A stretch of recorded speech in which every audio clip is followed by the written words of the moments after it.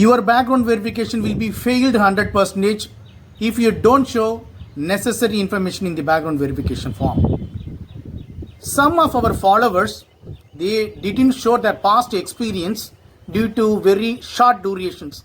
They may work in less than 1 month or 20 days, and there might be a chance they absconded from organization.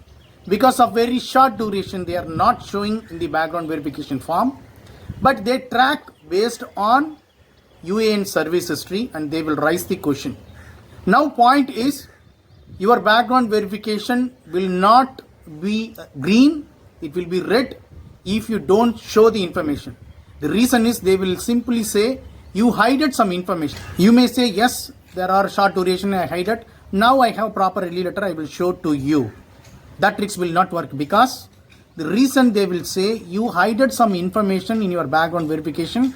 So we are rejecting your background verification. Even though if you have proper release letter, if you don't show short duration in the background verification form, definitely your background verification will go negative direction. Thank you so much for watching this video. Have a wonderful day. Take care. Bye-bye.